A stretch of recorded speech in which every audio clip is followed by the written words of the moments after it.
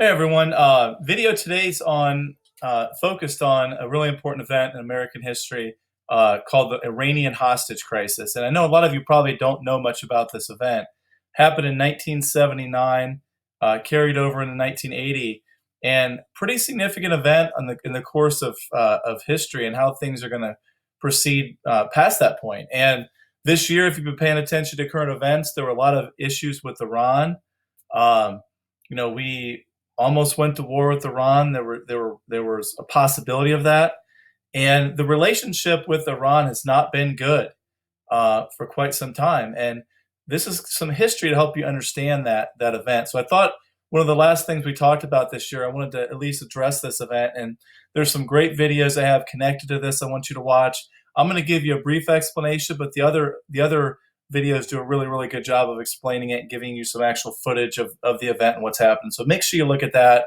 Make sure you answer the questions. The Iranian hostage crisis is one of the most important events of Jimmy Carter's presidency, and a lot of people say this is why he doesn't get reelected. So there's a lot of implications. So real quick, this won't take very long, but I want to just explain a few things about Carter and kind of carrying into Reagan a little bit. So Jimmy Carter, what he's known for human rights. Jimmy Carter was known for really caring about human rights in America, but around the world. He was interested in South Africa, opposed to the oppression and the apartheid there. Jimmy Carter is going to help transfer the Panama Canal back to Panama, control back to Panama, which I know a lot of people weren't real happy with, but he felt it was the right thing to do. Also responsible for the Camp David Accords, maybe the biggest accomplishment of his presidency, peace between Israel and Egypt. So things he did during the Cold War, he's going to invade. When the Soviet Union invaded Afghanistan, he's going to have to be involved in that. He also is going to put an embargo on different goods, and he's going to be he's going to be responsible for the boycott of the Olympics in Moscow. So there's a few things there, but I really want to focus on the Iranian hostage crisis. That's the big event here. And here's what happens. So Iran, and you'll hear more about them later this week. The last assignment with the Persian Gulf War, we'll mention them. But in 1979, Iranian militants, students in Iran, are going to storm the U.S. embassy where our diplomats are at in Iran, in the capital of Iran, Tehran. And they're going to take, actually, I know it says 52 here, but they're going to take over 60 hostages. They're going to end up releasing a number of hostages. So the number 52 is the number of hostages they're going to be taken by the Iranians for 444 days. So if you do the math there, you're talking well over a year. So this crisis takes place and lasts for a very, very long time. And when we have Americans captured in a foreign country, that doesn't play well in the United States. Now, the reason why this happens is the United States is going to give refuge to the former leader of Iran, the Shah, for medical treatment. The Shah has cancer, and he comes to America for medical treatment, and we allow that to happen. The Iranians don't want that to happen. They want to arrest the Shah and put him on trial and potentially execute the Shah.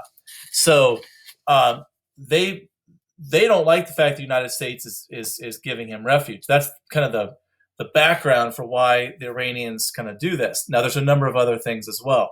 And the videos I have you watch explain some of these other things, these background as well. So take a look at that. Jimmy Carter, his number one mission is to not get the hostages killed. And there's an interview that's a great thing that I'm having you watch. Watch this Carter interview to give you his perspective on this crisis. But he doesn't want the hostages to get killed. He does have a rescue mission, Operation Eagle Claw, that's going to fail because a helicopter crashes. And unfortunately, 8 American servicemen are killed in this rescue attempt. So Americans are not happy with how Jimmy Carter's handling this, because the hostages are still hostages. And it lasts for over a year. The rescue mission fails. Carter's very cautious with how he goes about this. And Ronald Reagan, who runs against him for president, is going to hammer Carter on the hostage crisis, saying, "You're weak." This idea that Jimmy Carter is weak stems from the hostage crisis and really how he handles the Cold War. So Reagan's going to beat Carter. And the very first day of Reagan's presidency, when he gets inaugurated, that's when the hostages are released. Now, to Carter's credit, these 52 hostages are released alive and well. So they are not harmed, at least harmed very much. Obviously, emotionally and mentally, there's a lot of things there. But the hostages are released. They're alive. Nobody's killed of the hostages. So Carter looks at that as a success. Even though it hurts him politically, it helps these hostages end up getting released. Now, the opponents of that would say these hostages should have been released much sooner. So you be the judge. And that's one of the things I'm going to ask you to do for your assignment. So make sure you watch these videos. Please, please do that. Ronald Reagan, when he takes over, and I wish we had more time in class to talk about some more of these things, but Reagan takes over, and Reagan has the reputation of being a lot tougher than Jimmy Carter in foreign policy. Reagan's tougher in communism. He gets back into supporting these revolutions to try to stop communism. So there's a lot of things with Ronald Reagan, and Ronald Reagan spends a lot of money on our defenses. And ultimately, the Soviet Union is going to collapse under his watch.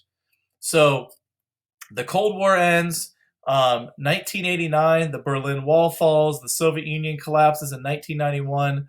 Ronald Reagan's policies are often credited with leading to this. You see the famous quote here, Mr. Gorbachev, tear down this wall.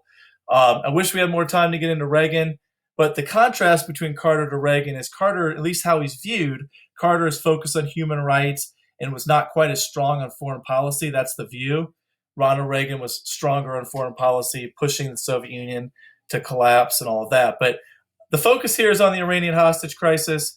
I want to make sure you watch these videos, understand this event, and later this week, keep this in mind, we're going to side with Iraq in the Iran-Iraq war.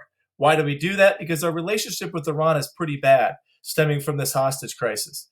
And eventually, we're going to go to war with Iraq in the Persian Gulf War, and we'll talk about that the very last thing, end of the week, your last assignment for the year. Thanks, everybody. Really appreciate it. Take care. Follow directions on Google Classroom, and I'll talk to you later. Bye-bye.